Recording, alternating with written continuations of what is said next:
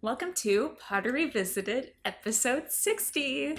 Woo! We are watching the Harry Potter and the Prisoner of Azkaban movie together. Yeah, so join us for our little Harry Potter movie slumber party. Fun times. Indeed. I'm Tori, And I'm Shay, and this is Nimbus. the best mascot. She's here. I remember when this came out, I saw this in theaters, I feel like 5 times. I remember being super excited about it because this is the first book I read, and I read it I finished it just before the movie came out, because I read it in the 4th grade, and it came out that summer, and I had just finished the book. So, very excited about that. I don't remember the first time I saw it. I remember having a VHS of it. Yep, so did I, back in the day, because we're old. But I always see that this movie is the first one with a new director, so it's very stylized, and obviously the first 2 were filmed back to back, so they seem kind of in the same realm, with Chris Columbus very much involved. Mm-hmm. And this is the first one that the kids look so much older and everything's all kind of different, because Alfonso had different style for the series. There's definitely a huge noticeable increase in their age, and also just in the darkness, the physical darkness of this film. It's he put sunglasses in front of the camera for film. Yeah, he's let's make it dark. I always find that this is a movie where people either love it or they hate it, because I feel like Prisoner of Azkaban is a very loved book because of the murder backstory, and that's just kind of not really a part of the movie.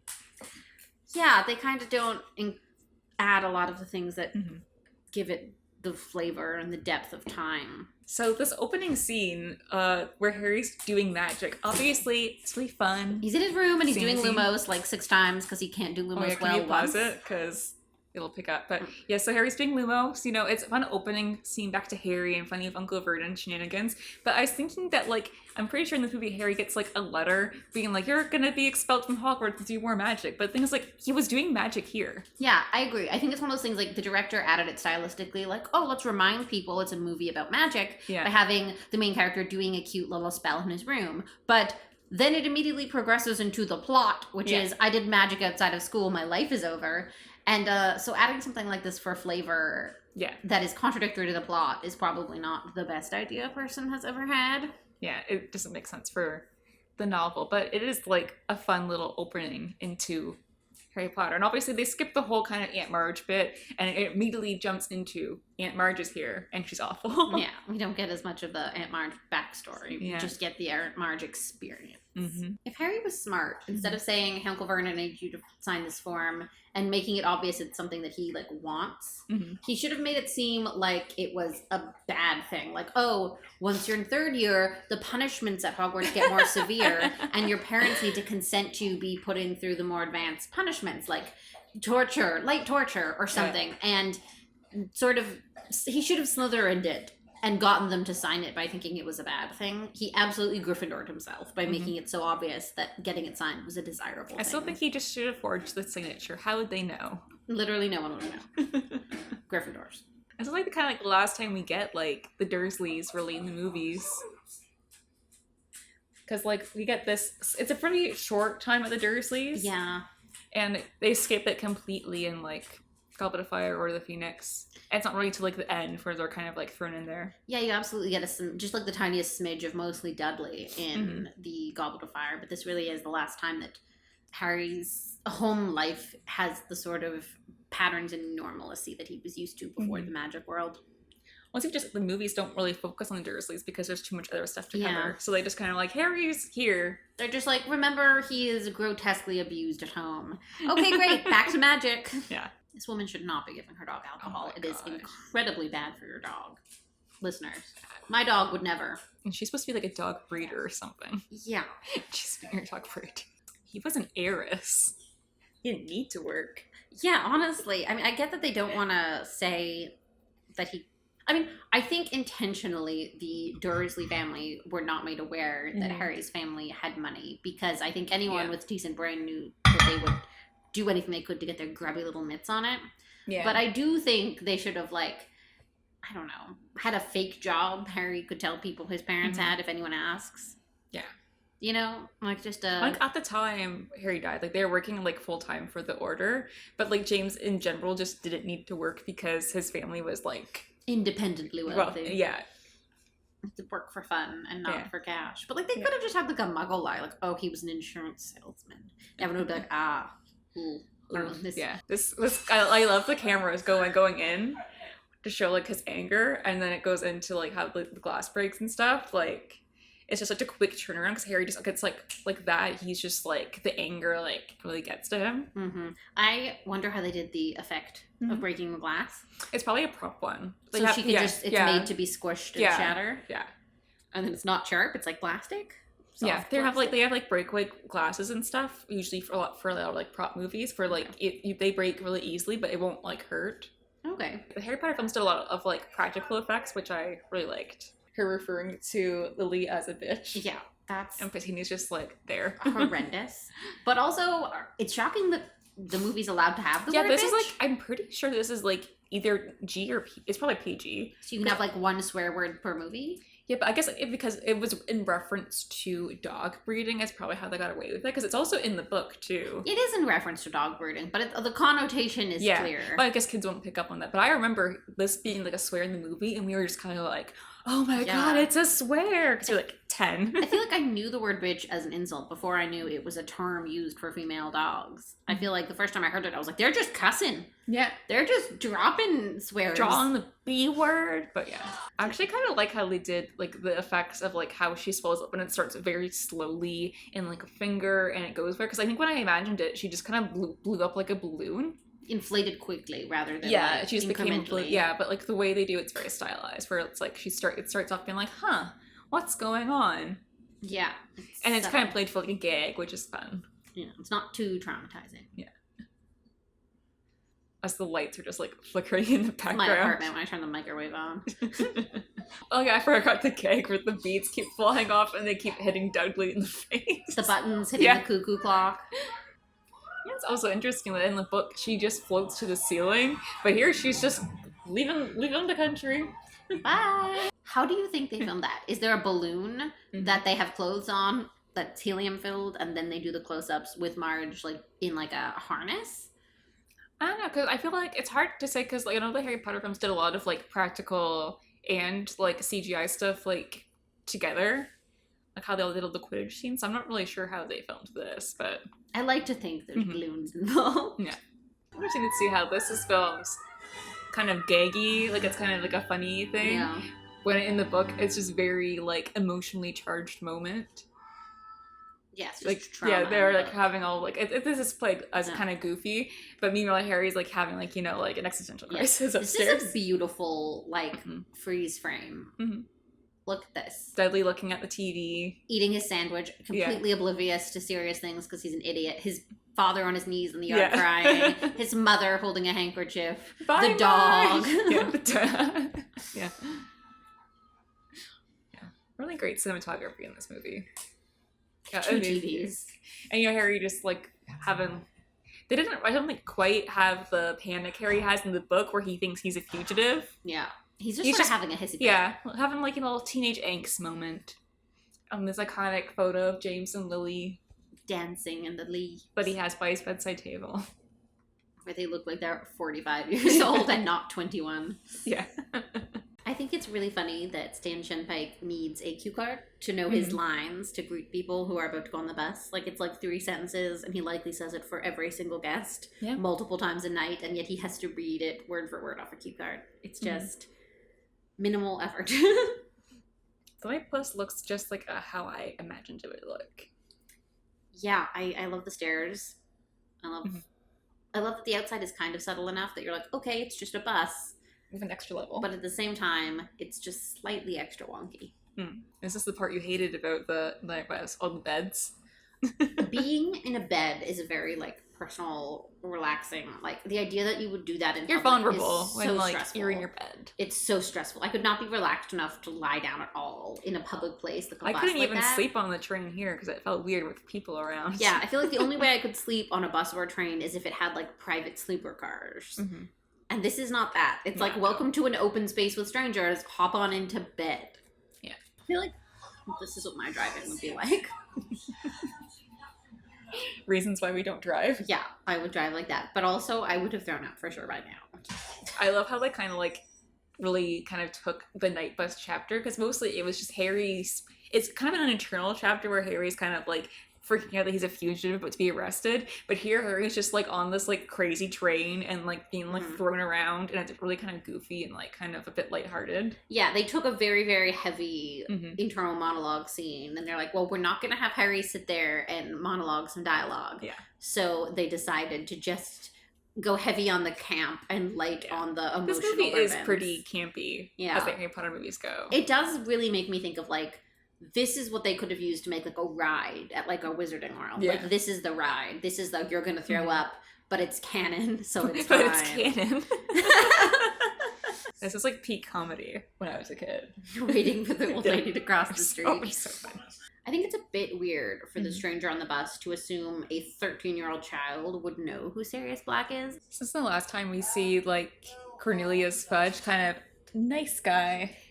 Yeah, playing the political game because Harry Potter is a well-liked public figure. It's such classic politics, too. It's like when we want Harry on our side and we want to be able to manipulate him and be in his good books. Oh no, just traumatizing a muggle potentially forever and doing damage and risking her being seen while blown up by a bunch of other muggles. Childlike wonder. But like a minor spell that hurts no one and is seen by minimal people, that's trouble. Also, defending yourself. Politics. I really hate that they did not include in the film Harry's like whole week of fun staying by himself. That was really fun to read. It was such a fun like thing as a child to read, being like, what would I do if I was staying in a hotel by myself for a week? And like, no parent supervision. He spends every day at the ice cream parlor, and like that is also what I would do. And I just think that that's such a cute, fun, and kooky element of the book, and I'm a little sad. I feel like it's just more timing, because that's fun to read, but it doesn't do much for the plot, so... Yeah, but it was so fun. Does the hotel just have, like, a spare office in case dignitaries stop by to yell at children? I guess so. Or not yell at children, I guess. Oh, the Monster Book of Monsters. What was Hagrid thinking? He wasn't thinking. That's the thing, Hagrid. I do love this in the movie because it kind of establishes what I imagined this was going to be like. Because it's very... like an offhanded thing in the books, but here it's like this whole sequence of this crazy monster book. They definitely kind of play it as a jump scare. Like it's played scarier in the movie, I think, than I interpreted it in the books. Yeah, like Harry's just like, ah yes, my friends are fighting. My friends again. are fighting. Such happy, much wow. I miss this. The Weasleys in Egypt. The one and only Charlie Weasley sighting we will ever have. It's such a shame. Because he's so interesting, and also it feels rude to leave out one Weasley. Yeah. Do we think the Weasleys going to Egypt was a conspiracy of some sort? Do we think they genuinely won a contest innocently? Or do you think that it was in some way rigged? Like some people think Bill Weasley used his contacts to get his family to win. Or other people think they gave them like the money as a thank you for keeping an eye on Harry. Interesting. Let us know what you think In the comments.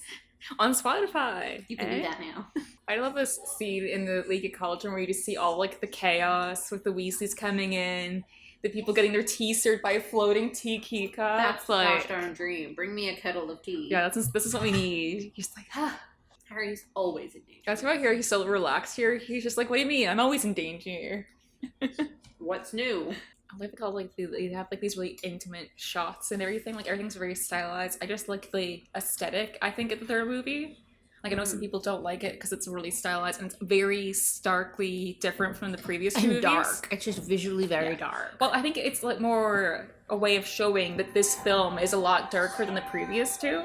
Yeah. I think this whole, oh no, Ron almost forgot his rat bit is kooky, seeing as how the entire movie would have been different if Ron had just forgotten his rat. I think they're probably bringing Scabbers more into the forefront because in the first two movies, he's just kind of there. Don't care or pay attention. He's not really important, but here we're like, the rat, Scabbers. Remember Scabbers. We were looking up some like facts about Prisoner of Azkaban while you're going to watch this. We And didn't have to look them up. We knew these all by heart because we are very smart. But when Alfonso Cuarón was establishing kind of this rain scene and the Dementors coming in, he was telling them he wanted the rain to turn into ice. And the creative team, is it the creative team or Storyboard artist? Yeah, the storyboard artist misheard him because of his accent, so they heard ice instead of ice. So they storyboarded eyes raining from the sky. Just scarier than anything that happens at all in this franchise. It is. I really appreciated it because I work in animation, so storyboard stuff, it's always really chaotic and funny. The things that don't make it into a show, you wouldn't believe. Like eyes falling on the Hogwarts Express. Dementors are nothing once you've been through a storm of eyes. I feel like the eyes raining from the sky would have bumped up the rating to like NC-17. Yeah. It's now a horror movie. See, this is a realistic train moment. Randomly stopping in the middle of nowhere, no voice coming over the overhead speakers telling you why. This is train travel. Or if it does, it's very like... Or in my case, French. Yeah. Yeah, here we could have had raining eyes. I can't imagine it without eyes now. Someone needs to like Photoshop do it. Definitely do like the effect of like the fog and like their breath. We can see see like the air and like the ice, and just like the overall like unpleasantness of things being kind of cold, frosty. Rupert Grint's eyebrow acting is amazing. Like his eyebrows are so expressive. Yeah. And like they themselves have so many emotions. Like his eyebrows smize in a way Tyra Banks could only dream. Yeah. We need Rupert Grint walking the runway.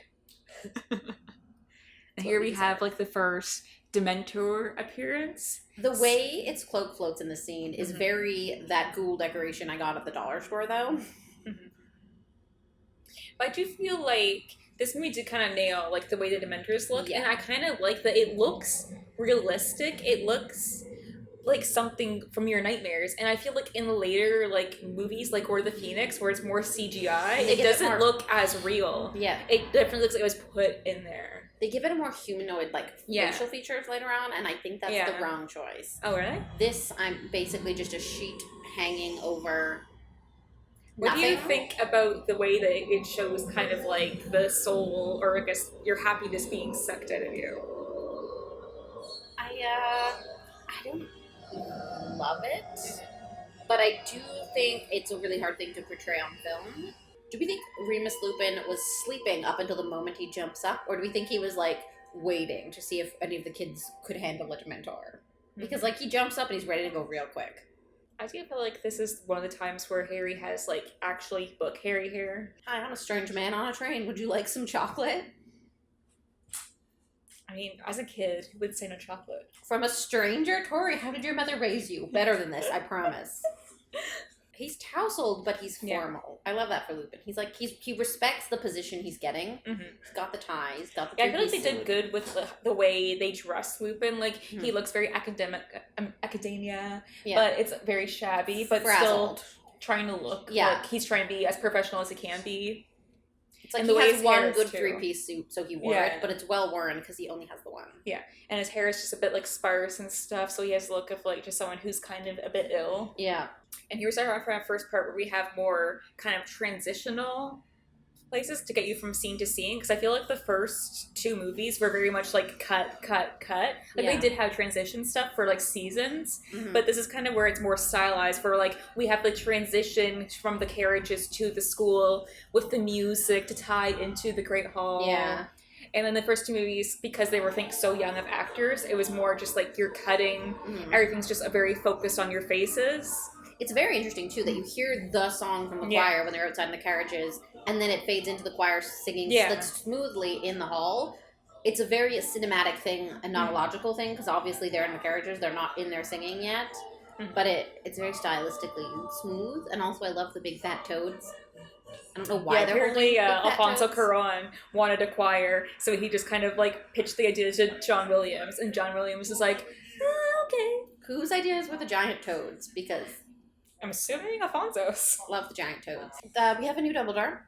Michael Gambon.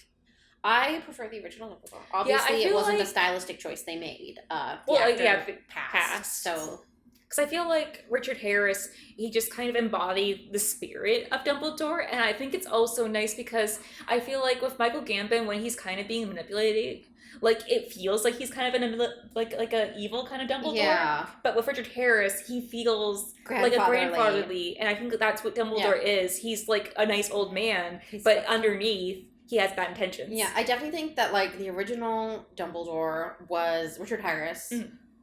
He was warm and he was grandfatherly, but I also trusted him more in his kooky moments. Like in the, I'm a kooky wizard with my bedazzled robes. Like, I trusted it more from him. Mm-hmm. And so it made it easier for me to understand how Harry and everyone sort of sees him in a particular light, because he really embodied that light. This Dumbledore is definitely less trustworthy. He has a flair for the dramatics and stuff, and he has some Dumbledore-isms, but I think because we had Richard Harris first, it's kind of a bit jarring. Yeah. But I do feel like Michael Gambon did the best of what he could, because he came in kind of like as a replacement. Yeah, I also think that like there was something very nice about the way Richard Harris my lips came out, seems very sort of unassuming. Like, he was so old as an actor that you could hear his voice going hoarse when he spoke sort of loudly in the Great Hall. And I think that spoke so much to Dumbledore as a character, because he very rarely has to speak that loudly, because he's so valued. He can talk quietly and people will listen more intently. To him, And I feel like that's a big part in like setting the scene and the tone for Dumbledore, especially in these big scenes. And this Dumbledore seems like he projects more frequently. And it makes it seem like people don't lean in and listen as much, kind of. It's like a subtle thing, but I think that's a part of it. Yeah. Also, a note on the acting, I've read that they reached out to the incomparable Sir Ian McKellen to consider playing the role of Dumbledore. If you don't know, he was Gandalf in The Lord of the Rings, and all things based on The Lord of the Rings afterwards that had Gandalf. And he said no for a number of reasons. One being he'd already played an old wizard, and he played the superior old wizard, so he'd done it before. But also, he knew that the actor Richard Harris, the original Dumbledore, did not like him, did not think he was good, and he thought it would be disrespectful to take over a role and do it his way, knowing the original actor wouldn't like it. And I think that's very respectful. Yeah. Shout out to Sir Ian McKellen. Yeah. Lupin. He seems very modest here. Yeah. His hands are clenched together. He seems a bit nervous, but also grateful. What do we think about Draco's new look? He doesn't have the slick back hair anymore. I love the not as slick back hair, because it seems more of his age. I hate how yellow they dyed his hair this year. Like, it was whiter in the earlier films, and it's very yellow in this film. Yeah. I do like that he said Grubby Plank retired to spend time with their remaining limbs. What do we also think about Flitwick's makeover in this movie? Yeah, the professors all got a little bit younger this year. Yeah. A stylistic choice. I wonder if they needed to make Flitwick look younger in this film, because now Dumbledore looks so much younger, and they wanted to keep the concept that the old wise wizard was Dumbledore. That makes so they sense. Needed to sort of age down Flitwick. So here we have kind of like the tracking shots that Alfonso is known for, where he wants to show like the hall from the Great Hall to the staircase to the entrance to the Grimdark Common Room. I love from the Common Room to the dormitory. And the moving staircase, which is essential to me and lacking in later films. This is also a new fat lady too, where like kind of adding more like the zany humor. I feel like they had to add more of the humor in, because this is kind of a dark book. Yeah. So when they can do little gags, they do. Also, like the boys and how they have like them hanging out more, because I don't feel like you see much of like Dean, Neville, and Seamus in the first two when they're not really relevant to the plot. It's mainly the trio, but here we have like the boys going up to their dorm and they're just like messing around, being like silly together. Now that they've established the trio and like we know that they're the core friendship group, I feel like if they had too many shots of like Harry and Ron just with other boys in the other films, it would sort of risk people wondering like, what is the core friendship group? Are these the friends? Are these the buddies that are going to go on the adventures? So they had to like really establish that group. So now, and now like, they can afford people to have like little side characters, wider friendship groups, and like other lower level friends. Is that? Well, I think it's just knowing who the other Gryffindors are. Yeah. So we know who Dean, Seamus, and Neville are, and there's just more of them kind of being around. Dudes. More, yeah, this boys' slumber party scene. Iconic. I feel like I've never been to an all-boys slumber slumber party. What do boys do at sleepovers, and is it this? Harry getting the train candy is very cute. And they because do of a how much he pillow loves fight. the train. Seems like the best sleepover ever. This scene was written by men. They're like, what do girls do at sleepovers? They eat things, they have sexy pillow fights. Okay, so boys must also have pillow fights, but not sexy ones. I love this establishing shot of the Dementors with the outside of like Hogwarts. Yeah, it's like desktop background. Yeah. And we open up to another transitional shot. I feel like I have that PowerPoint transition that they just did. It's like a V that lightens. Yeah. I love this bridge. I love that we're getting the shots of this bridge. Yeah. Especially because it becomes interesting in the Alfonso final film. really wanted to establish kind of like the grounds and like the map of Hogwarts basically. So he does a lot of like shots for showing where things lead. Mm-hmm. So you can kind of follow it around. The Whomping Willow. Yeah, Whomping Willow shot. A familiar friend. So I've learned things about the actors as time passes, and I've learned things. And Emma Thompson, the actress who plays Sybil Trelawney, the wonderful, beloved actress who plays Sybil Trelawney, was married to the actor who plays Gilderoy Lockhart. And they broke up. And you know who Gilderoy Lockhart dated right after? Bellatrix Lestrange, Helena Bonham Carter. I feel like the British actor sphere is so small. Yeah, and they're all in this. They're all in this movie franchise. If you haven't been in this, you're disappointing. I do feel like Emma Thompson was like the best Sybil Trelawney. Yeah, she just looks how she was described. Good at acting. Mm-hmm. And it's fun to see someone who's played some serious roles be kooky. Yeah. I also love the subtle transition where we see Harry and Ron by themselves and then it pans back and Hermione's there all of a sudden. So it's kind of hinting that like Hermione's not there than she is. Yeah. Hermione just like casually gaslighting Ron. Yeah. Gatekeep, gaslight, girl boss. So one thing here is that Alfonso Cuarón is kind of the one that started the street clothes kind of thing for the movies. Style. Which I'm not really a fan of. I prefer when they're in their uniforms and in wizard kind of wear. But he did say that he wanted the kids to kind of customize their uniform and wear it how they wanted because that's what it's like in real school. And to kind of show their personalities, which I do like. Like how Ron's not wearing his cloak and his tie is very loose. Someone in the background at one point has their tie around their head. Yeah. Like they're being absolute goofballs. I just feel like, as someone who went to like public school in Canada, uniforms weren't a thing. So for us, it feels very sort of like unique and themey. And so it's really enjoyable for us to see them all buttoned up in cloaks and ties. It just like, it adds to like the... I guess dark academia is the vibe. Yeah. But also the witchiness of it. And like it's a little disappointing when we see them in just like a trousers jeansy and a t-shirt t-shirt and stuff. It's just... Yeah. Like the first two films, they're majority in their uniforms. Mm-hmm. And this is kind of feel like where it kind of stops, where they only wear their school uniforms when they're in class settings. And generally they're just not in their uniforms. Yeah. And I think that's annoying. I feel like I would just keep it on all day because it doesn't look terribly uncomfortable. Yeah, apparently with the street clothes, it was to show their personalities. And then Hermione goes with a pink zipper up hoodie. It's not really a personality piece. I don't think Hermione would wear clothes to show her personality. I think Hermione just wears clothes to wear clothes. I think it's interesting that they get to vibe up there. Like, I did know some people who went to schools with uniforms, and it was very, like, how short can you roll up your skirt, ladies? And, like, how... Catholic school uniforms. Can you wear a choker or necklace? Because that'll show up under your collared shirt. Like, a vibe, like, trying to have an aesthetic when one is sort of being forced on you. It's particularly heartbreaking when you remember that, like, in first year they wore hats. Yeah, and they don't establish that. Never mind the hats. They're not even in their cloaks half the time now. I do love the attitude Hagrid has when he talks to Draco. Like, in the way Draco wears his uniform, you can tell, like... He's not just wearing the shirt, the tie, and the cloak. He's also wearing the sweater vest. Yeah. Yeah, and Matthew Lewis was wearing, like, a fat suit, I think, for most of, like, these earlier films because he lost a lot of weight during puberty, so got really tall. Like, sorry, sir, you're not allowed to start getting handsome. We'll have to... It's such, like, reminiscent of school, with everyone just, like, in a circle around the people that are arguing, just waiting for a fight to break out.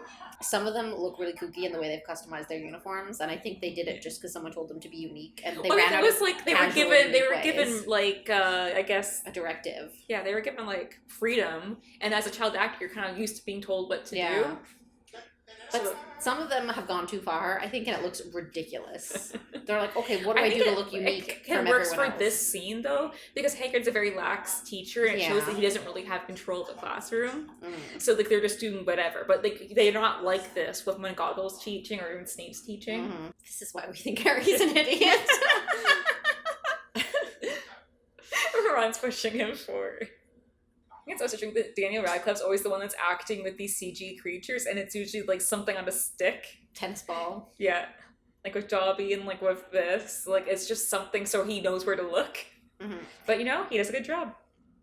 He does. I was talking about this last night at Shayna's birthday, but, Daniel Radcliffe, respect. The only man I respect. I feel like this is the time where they were like, we need to establish Ron and Hermione having feelings for each other, because the first two movies were kind of like... I totally believed in the first two movies that this was like... The way she hugs Harry after being petrified and just sort of shakes hands with Ron is very like, I see this one differently. That's not a good choice on Hagrid's part. He's really lucky he didn't kill Harry Potter. Harry Potter could have died. Then what happens? Neville has to... Let's say destroy the One Ring. Neville has to destroy the One Ring if Harry does.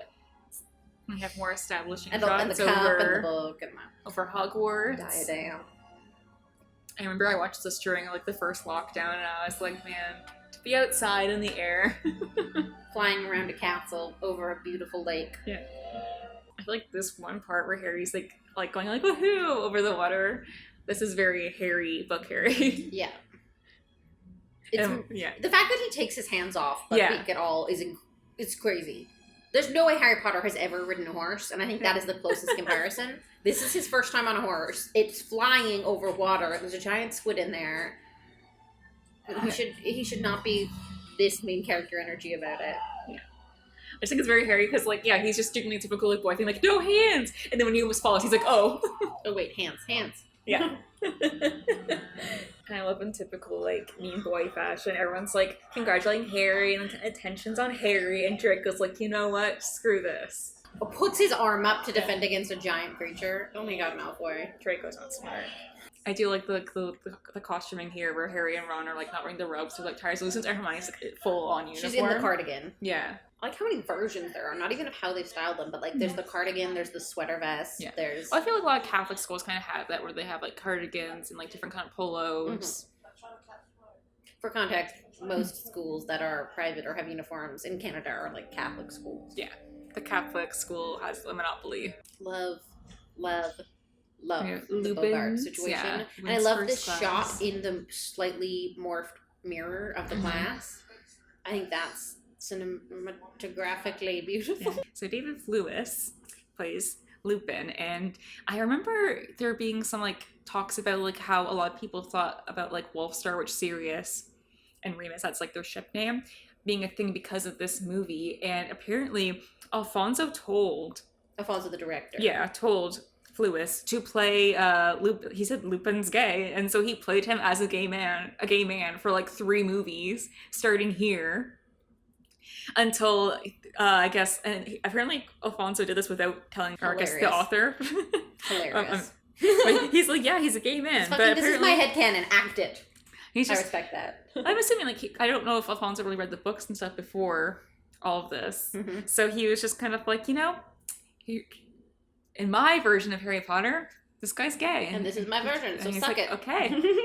But I find it funny because I feel like the author just didn't like the idea of, I don't know if it's because they were gay or because it was people she didn't want to be gay, because she did say that Dumbledore was gay after the series was already done. Like a retcon. But that's kind of like a cop-out. But like I know like Wolfstar was a really big thing, like really early on in the series, like there was a lot of like fan fiction and stuff, and people always have a conspiracy that she made Lupin and Tonks get together because she wanted to like end the whole squash that ship and like that kind of like put an end to it being potentially canon.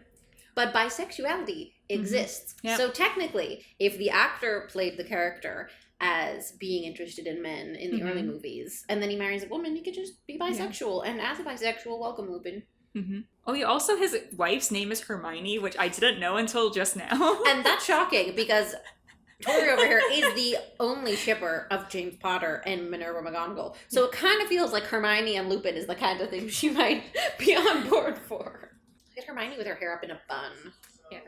With a pencil in it, too. I feel like That's Alfonso impressive. gave the kids more autonomy on, like, things they could do for their character. Like, we know, like, the long told, like, essay story, which Shay is so sick of. We get it. But, they like, wrote essays. Their but, characters like, are similar to themselves. I feel like by this time they're not really, they're 15-ish. I think most of them are around 15. So, like, this is when they're kind of taking acting more seriously. Before, when they're kids, they're just kids doing maybe, like, a fun job. Mhm. But this is, like, when they're considering, like, this is going to be my job for, like, my life. Mhm. I'm going to go into this. So they're getting more kind of autonomy over, like, what they do, how they dress, like, just more about their characters and stuff, which is kind of cool to see. I also love Hermione. She seems to have, like, rolled her hair up in the pencil and then stuck it in to make a bun. And I remember using a pencil in your hair being, like, very, not manic pixie dream girl, but it was very much like an archetype of, like, I'm the cute smart girl who's pretty but doesn't have to try, and, like, and sticking your hair up with a pencil is very, like, I'm smart but everything I do is sort of glamorous, and that's I how they totally kind of, see like, that. this is really the movie that kind of characterizes Hermione as, like, also the smart girl, but also just, like, the brave girl, and also every girl, and also she knows the most about the wizarding world despite just learning about it 2 years ago, and she knows everything, and she does everything, and she is that girl. And it's just like, no girl is everything all at once. And she Hermione has so many has things. And no flaws. It's so belittling of the actual traits of Hermione that are very impressive to make her excellent at everything. Like, it really dehumanizes her.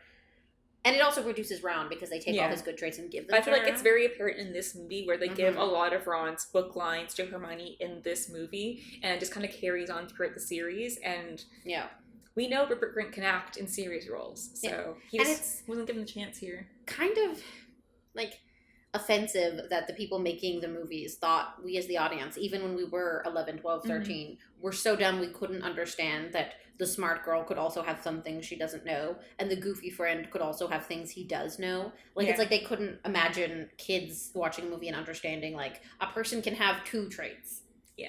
You know? 2 whole traits is possible. Multiple traits. I feel like this is, like, the era where they wanted, like, really, like, kick-ass girl power kind of, like, characters, and they forgot that, like, you could be kick-ass while having human flaws. They forgot that people have flaws. Yeah.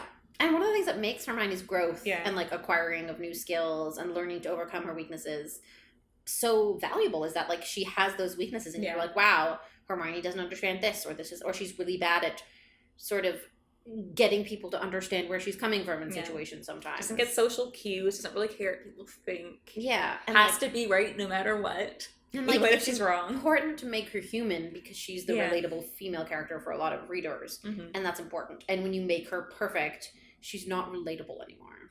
Exactly. I find it fun that the first time we really see Snape is during this scene. Like, he's in the Great Hall and stuff, but, like, the first time, like, we really get reintroduced to Snape. It's not Snape. It's Alan Rickman as Bogart. As Bogart. I would love to have seen that in the credits. Alan Rickman as Severus Snape. Also Alan Rickman as Bogart. What can't he do? Neville's like, you want me to do what now? Oh, and here we have... I like the way he comes out of the closet. It's kind of very sexy. It is. I like really, really show, like, the whole kind of Lupin's teaching style and, like, how kind of fun it is. Like, his hair growing up with the spider. I feel like that's what happened if I did that. Yeah. What would your Bogart turn into? It's not your, like, long, thought out, deep, complex. Probably a bee. Just a bee. I have a phobia of bees. I've never been stung by a bee. I think it might be spiders for me. I do not find the giant snake scary. I find this friggin' Bobo doll, scary clown in a box that it turns into horrifying. Clowns are pretty scary. Look, I'm like that. Look how sinister that is. That is the scary thing for someone. Yeah. This is more obvious that it's the moon. It's so obvious that it's the moon. You see where you have them all kind of, like, in street clothes. It's interesting stylistically. There's a lot of ill-fitting jeans. I mean, this came out in, like, the early 2000s. So I'm assuming, like, they kind of adopt similar kind of, like, styles back then. Like, I know in Goblet of Fire they have, like, the long hair trend. So Dan Rad got to act with, like, basically one-on-one with a lot of, like, the greatest, like, UK actors of, like, the time. Like, kind of crazy to think about. If it's true that David Thewlis did play Lupin thinking he was gay, I love that he does not play. Like, I don't see any stereotyping Yeah. or mannerisms. He doesn't do any of like the offensive things a lot of actors do when they're a straight person or straight, presumably, I don't know him, person playing a character that's gay. He like, in his mind, I'm sure there were things he didn't do specific ways because of something he thought his character would do for reasons, but he doesn't do anything that... Yeah, it's all very, like, little subtleties. Yeah, I don't see anything that seems offensive. I find it interesting that this movie brings up his friendship with Lily rather than his friendship with James. Because in the book, this book is very much about James and James' friends and not really about Harry's mom. Mm-hmm. And it's more, like, later on, things are more about Lily. But, like, this book kind of, like, this movie... more plays about James and Lily more as like a couple. Yeah. A tiny little Jenny appearance. I think that's her only appearance in the film. Yeah. They're like, Jenny's still alive, by the way. She didn't die. Jenny's a character. She's not dead. That baby there actually in that shot, that's actually the director's kid.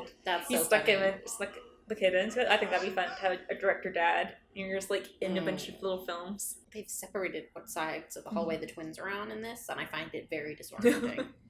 They're always together. They don't look like twins when they're not standing next to each other in my mind. Like I'm like, wait, is that him? Is it not twin? George? Is it not Fred? Not George or is it Fred? It's Fred and it's not Fred. Who's George?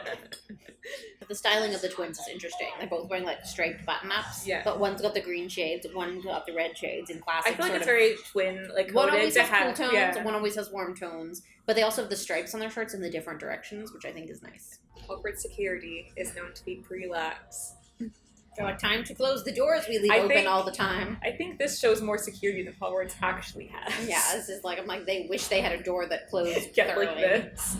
This also has the most iconic, like, blooper/deleted scene where, Michael Gambon and Alan Rickman put, like, a fart noise thing in Dina Radcliffe's sleeping bag, and he asked to be put next to one of, I guess, a girl he had a crush on at the time, and like an extra in the scene, and then they were playing like the fart noise thing. And then we have the iconic GIF of Dumbledore and Snape just laughing. Yeah, which is great. I'm so glad we have that in existing on film somewhere. You know, look at Snape being like, what if we were transparent and informed him about the dangers and the things that are relevant to him personally? Dumbledore like, no. Being vague is the only way to seem smart, by knowing things other people don't know. Has kind of like a power kick. He's like, I know all these things, and you idiots know nothing. Well, here we go. Gosh, I love the way that man opens a door. Alan plays Snape as less, like, outwardly terrible to the students. Like, I'm pretty sure in this chapter, Snape's calling Hermione, like, a know-it-all and just being super rude. I think he is about to call her a know-it-all. Yeah, but the way he says it doesn't seem, like, as derogatory as... and, like, just as rude as he is in the book. Yeah. Like, he's kind of just very petty and just, like... which is understandable. Terribly. Here we have, like, the most biggest thing in the movie that irks me. Is this moment, the book, Snape says this, Ron defends her, despite their issues. This, Ron's like, he has a point. Like, how could you say that about your friend? That? I also have to say that I don't necessarily... like, if I were... in Snape's shoes, I wouldn't talk to Hermione like that because that's horrible. But also, of course, Hermione knows the answer. Like, she's already proven herself for 2 years. She's a smart student. She does the reading. When teachers ask questions of their students, there's a part of me that thinks it's a little bit to make sure they, like, did the reading. They know, you know? Yeah. And, like, he already knows Hermione knows. The whole class knows Hermione knows. Like, what about the smart, whatever, Hufflepuff kid in the back row who doesn't get to answer questions because Hermione knows everything? Like, I feel like I can understand why a teacher might get annoyed if one student always answers the questions, and I can see why it would be annoying if you're intentionally not asking that student because you want other people to have the opportunity, and they just, like, interrupt, and they're like, this is the answer. I know it. And he's like, you don't need to prove that you are smart. Like, give other people this opportunity. But, like, the way McGonagall handles a class is very, like, diplomatic, and, like, she's meant to be a teacher, but Snape just kind of, like, he picks favorites, he's petty. And in the book, he's definitely he bullies the students, but I feel in the movies, Alan Rickman doesn't really play Snape as, like, a bully to the students. Like, he comes off as, like, very mysterious and, like, kind of cool and kind of, like, suspicious. Yeah. He's very suspicious, but he's slightly less abusive. We also did learn that Alan Rickman actually read the books. Love that for him. It's nice to know he did his homework.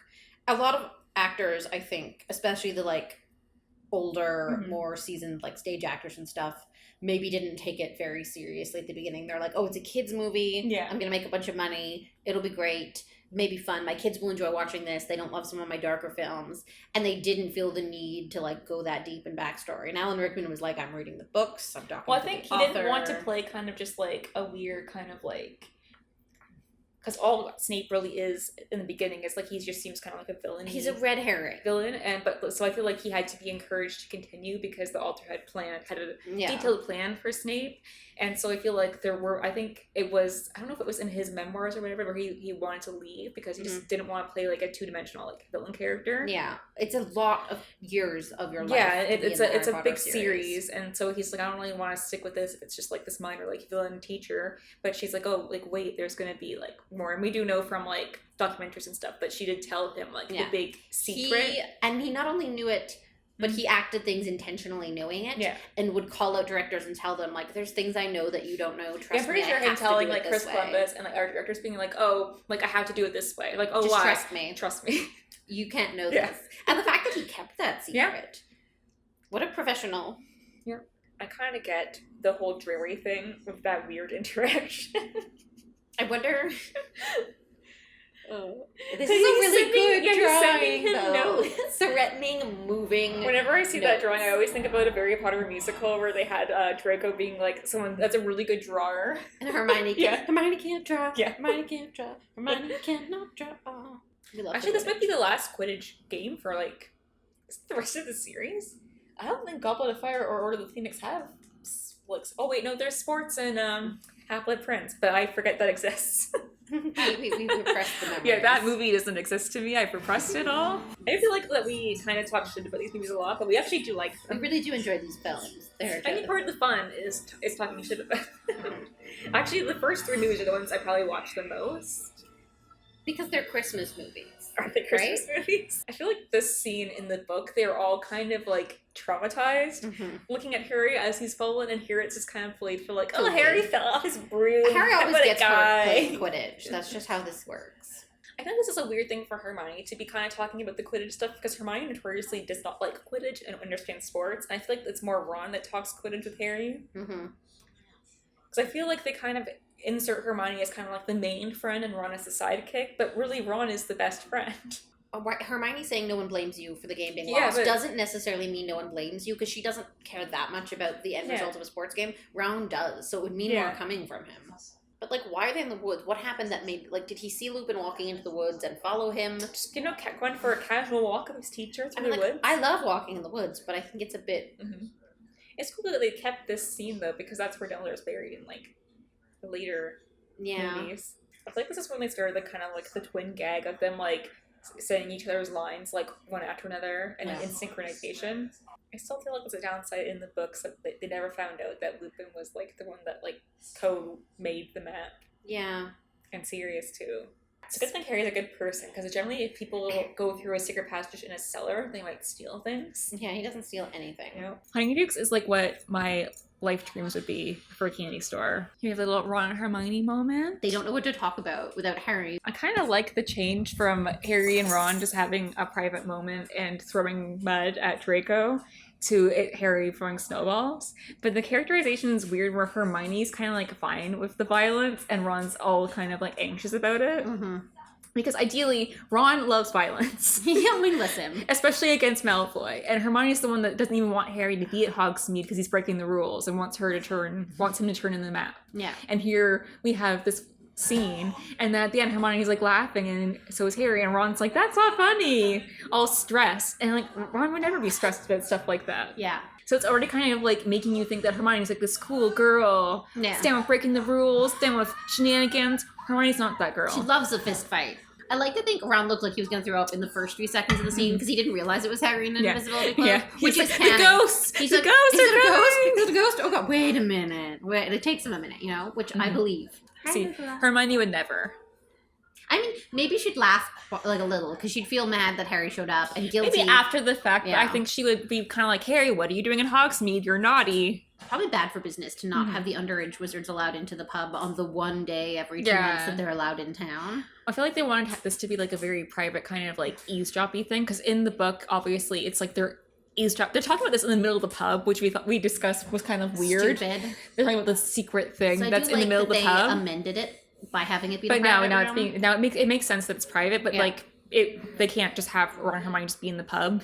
Yeah, I like that he knocks down the choir. You so could have gone mad. around, but he's this is having where a hissy I love fit. the characterization where this is like where a very proud musical Harry comes out, where there's that like, I'm in a rage. This is the baddest I've ever been. Harry has like these emotions, but it's hard, I think, to display it in a movie because Harry's very internal with his feelings. Like, obviously we know that Harry was feeling this like intense rage where he wanted to murder someone, and we're like, oh god, this is scary. But it's not really shown outwardly. And in movies you have to show stuff instead of just like you can't have Harry monologuing like Hamlet. Show don't tell.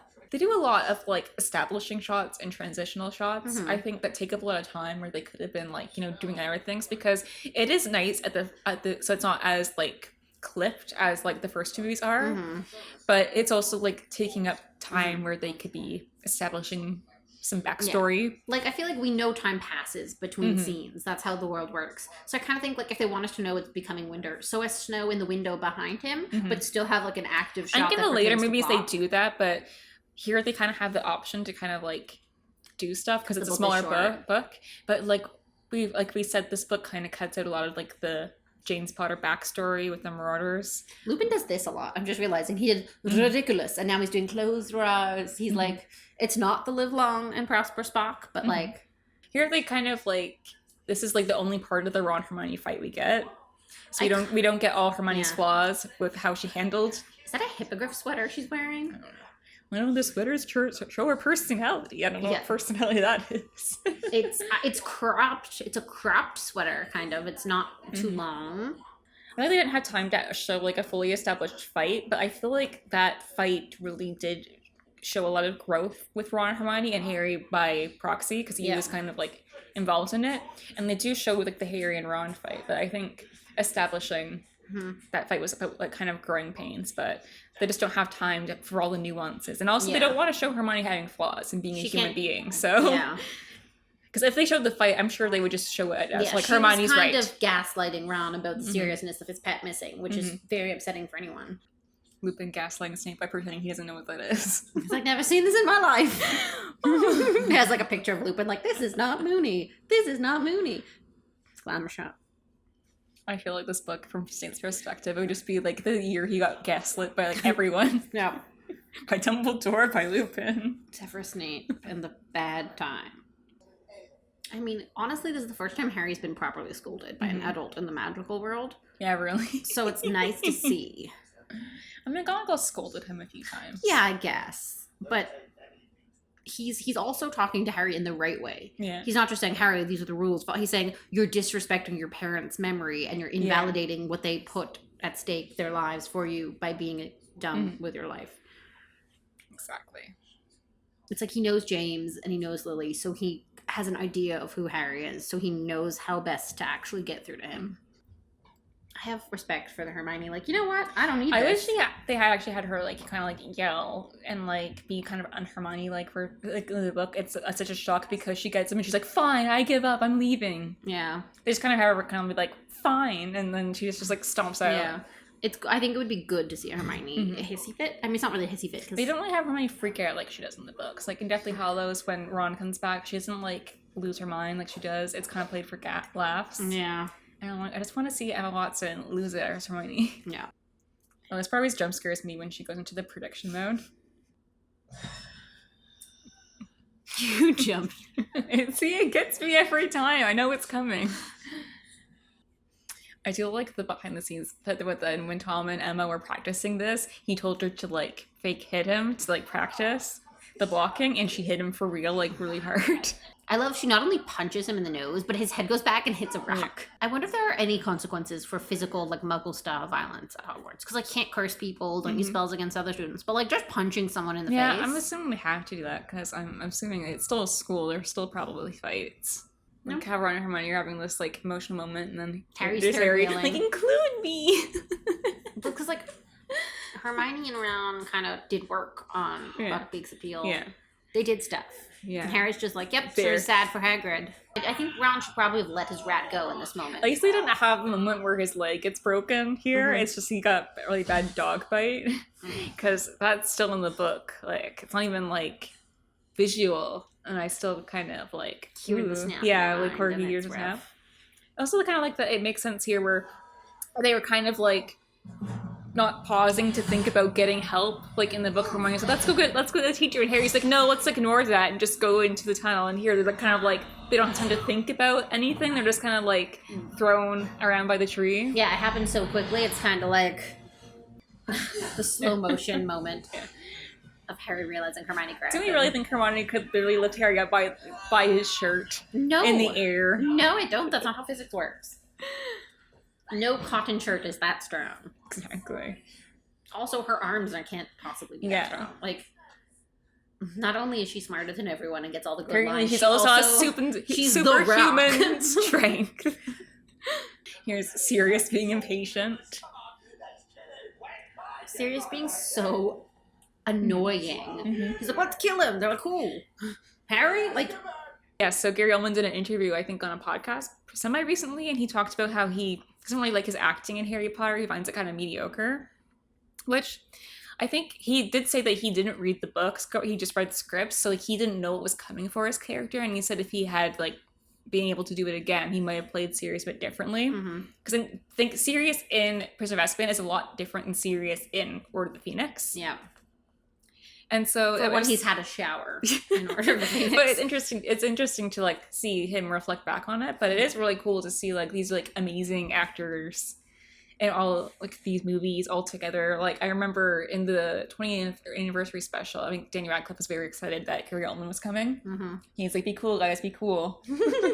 Yeah, I really also love like the varying degrees to which how all the like older actors who are established approached it. Yeah, because like we know Alan Rickman read the books and had secret conversations with the author and like knew a lot of stuff and had opinions about how many buttons Snape should have on his clothes. And like, and then there's other actors who are like, oh, it's a kid's film.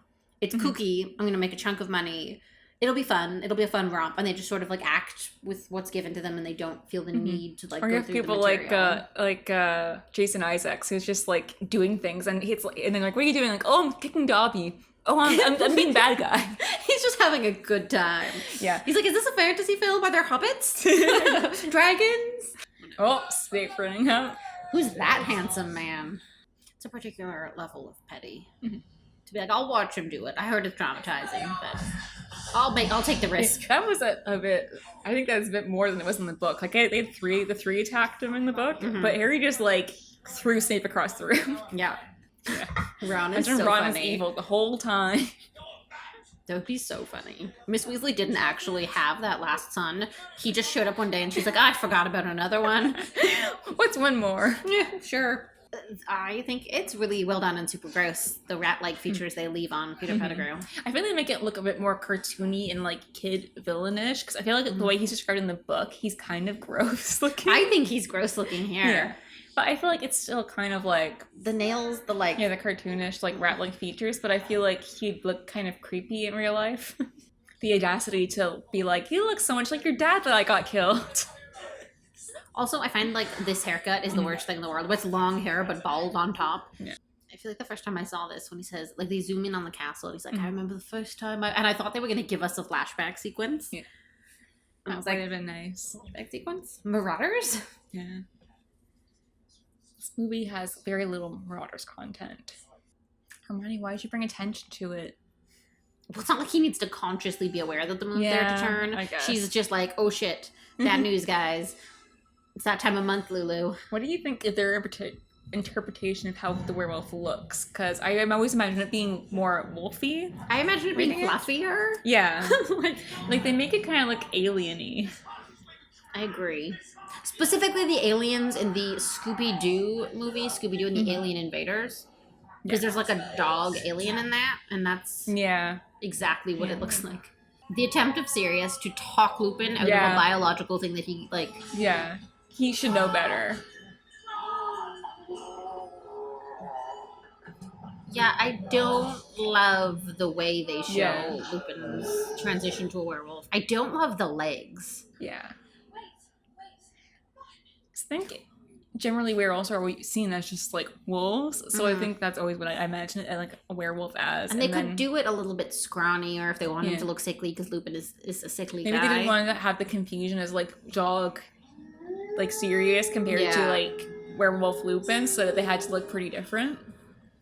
I also love that they just abandoned Snape like in like the house. They didn't bring him out, and he just kind of stumbles his way out there.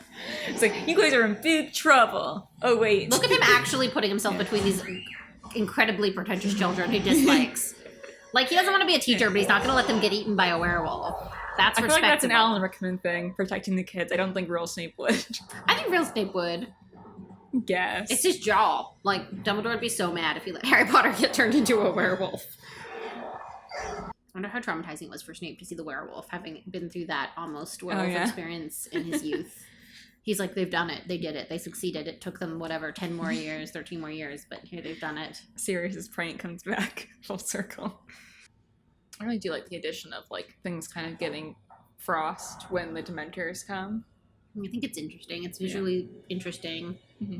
Also because they're so dark, and when they freeze, like, it gets lighter, it adds to the contrast of the visual effects. Mm-hmm. This is quite pretty as a scene, the swirling of the Dementors above with Harry and Sirius sort of centered below. Yeah.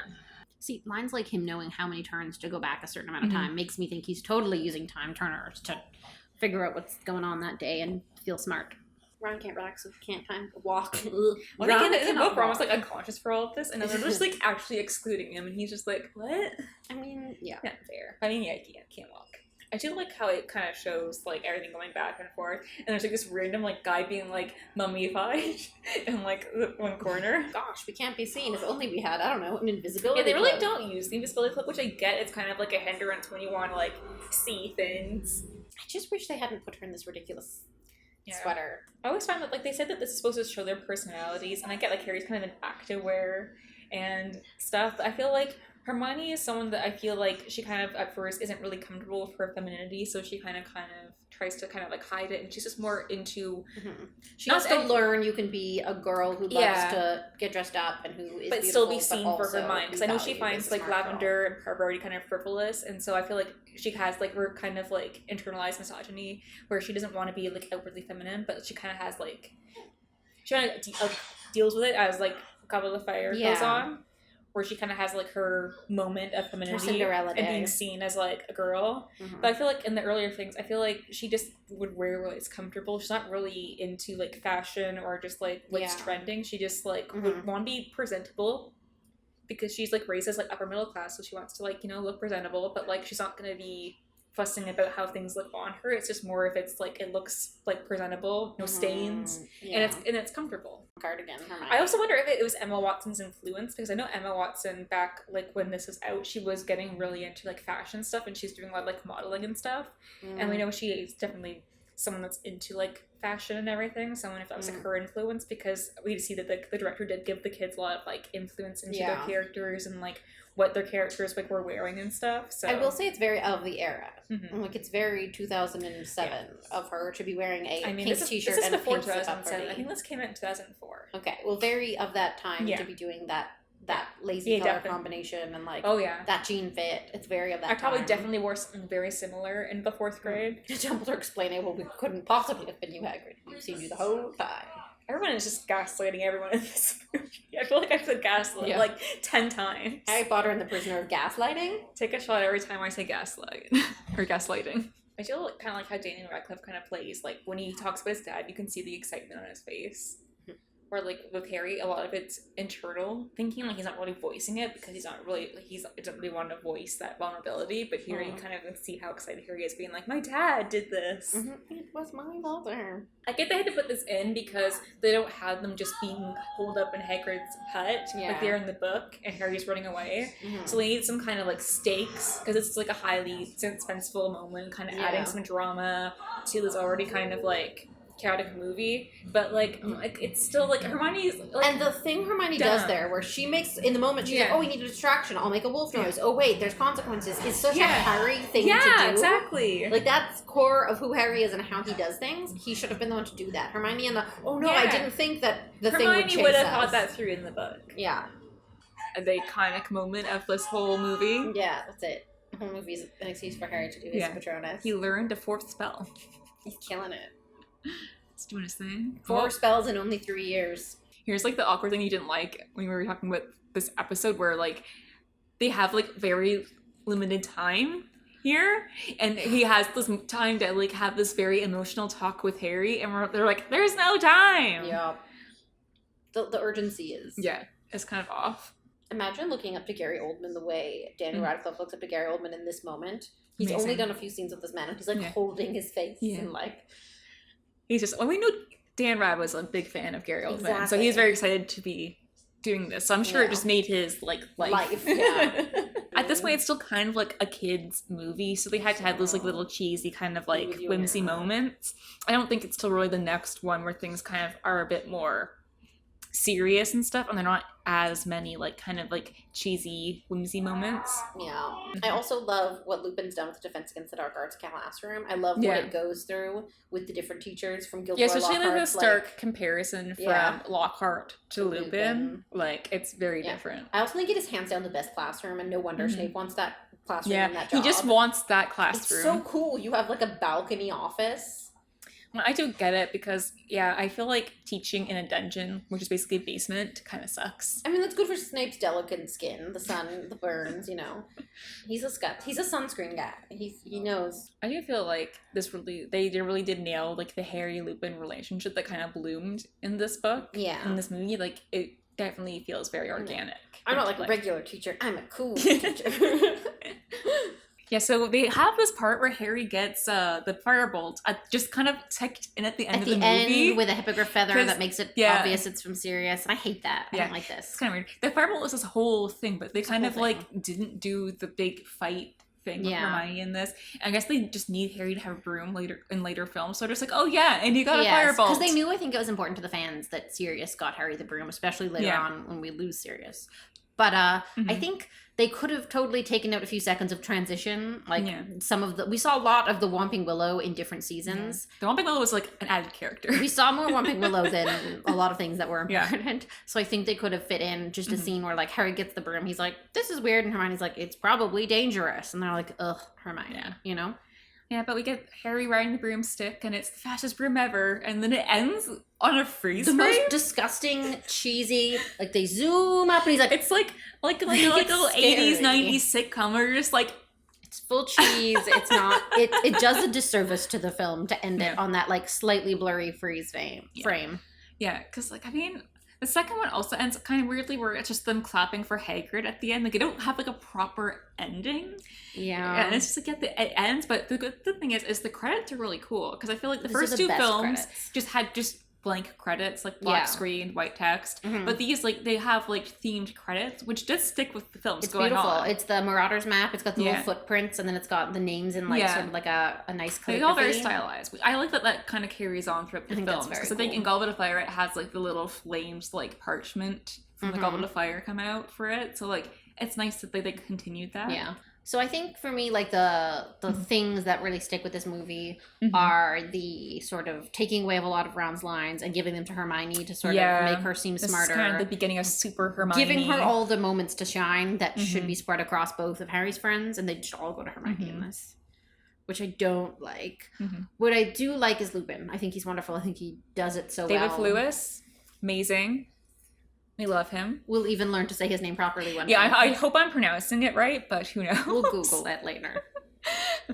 Yeah, I think this movie, like, I still think I probably have nostalgic things about it because, like, obviously I saw this in theaters and I was a kid too, so I was just excited to see, like, oh, I read this book and I get to see it on screen. Yeah. But I can see, like, a lot of people that really liked Prisoner of Azkaban and were older when this came out being really hyped to see, like, Marauders stuff come out. And then a little let down. It's let down that it doesn't really go into that, really. Yeah, you get very little about how important...